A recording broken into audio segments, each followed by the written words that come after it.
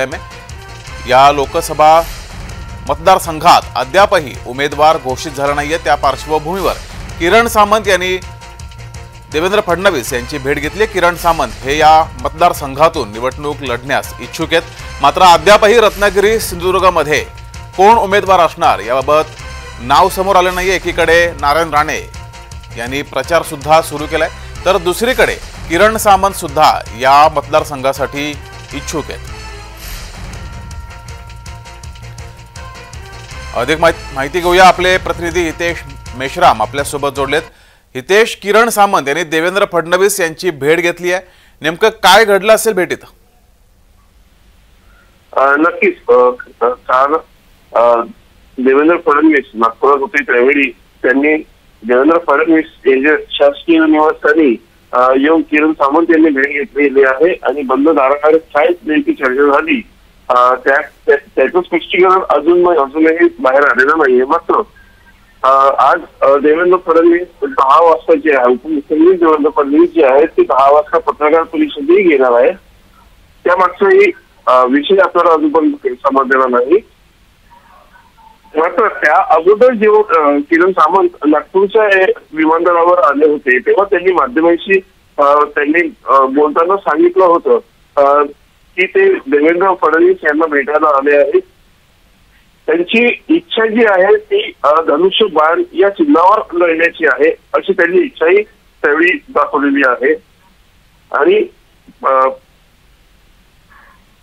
मी परीक्षा द्यायला आलेलो आहे, 100 पैकी 100 मिळतील अशी मला अपेक्षा आहे असंही त्यांनी त्यावेळी सांगितलं होतं। जगदीश जी, मात्र हितेश, अद्यापही रत्नागिरी सिंधुदुर्ग या ठिकाणी महायुतीचा उमेदवार ठरत नाहीये, त्यातच किरण सामंत हे सुद्धा इच्छुक आहेत आणि त्यांनी देवेंद्र फडणवीस यांच्या भेटीच्या अगोदर मी या ठिकाणी इच्छुक आहे मतदारसंघामध्ये निवडणूक लढण्यासाठी असं म्हटलं होतं, त्यानंतर ही भेट होतीये। नक्कीच रायगड जो आहे तो शिवसेनेचा बार किल्ला आहे असं त्यांनी काल माध्यमांना सांगितलं होतं।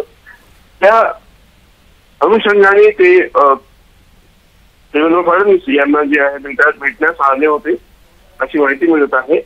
आणि बंद दाराआड काय चर्चा झाली ते अजूनही स्पष्ट झालेलं नाही। मात्र चर्चा जी रायगड सिंधुदुर्ग चर्चा चालू आहे ती कमळाबद्दलच चालू आहे, म्हणजे प्राण्यांबद्दलच चर्चा चालू आहे। जी, धन्यवाद हितेश दिलेल्या या माहितीबद्दल।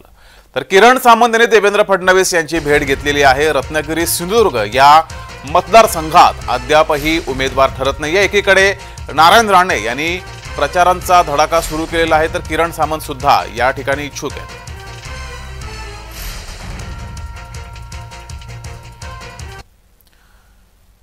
अधिक माहिती घेऊया, आपले प्रतिनिधी सुरेश कोळगेकर आपल्या सोबत जोडलेत।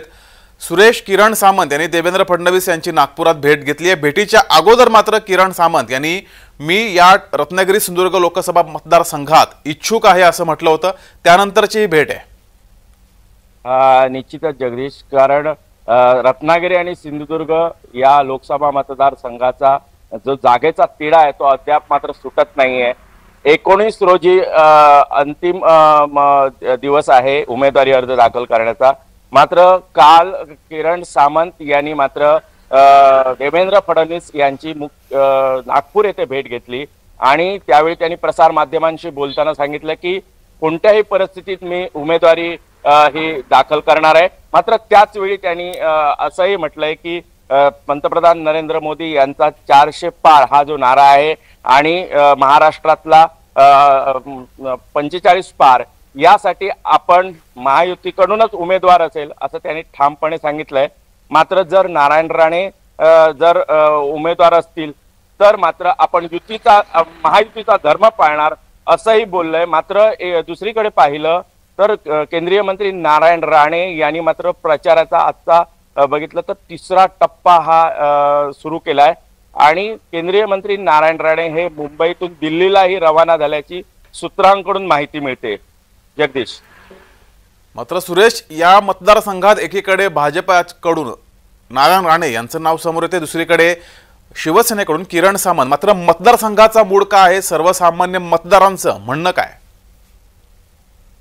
सध्या मतदार बघितलं तर संभ्रमात आहेत, कारण जोपर्यंत प्रत्यक्षात उमेदवारी महायुतीकडून जाहीर होत नाही तोपर्यंत सध्या तरी जे उभाटा सेनेचे उमेदवार आहेत विनायक राऊत यांचा मात्र उमेदवार हा जाहीर झालेले आहे।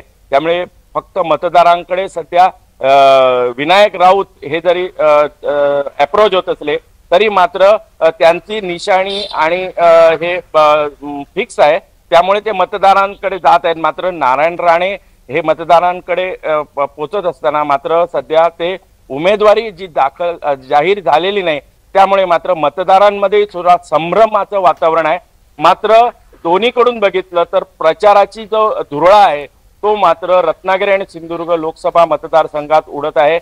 विशेष म्हणजे नारायण राणे यांची पत्नी, त्यांचे दोन्ही मुलगे हे सध्या प्रचारात आघाडीवर दिसत आहेत। त्याचबरोबर भाजपचे नेतेही सध्या प्रचारात आघाडीवर दिसत आहेत रत्नागिरी आणि सिंधुदुर्गमध्ये। जी सुरेश, धन्यवाद दिलेल्या या माहितीबद्दल।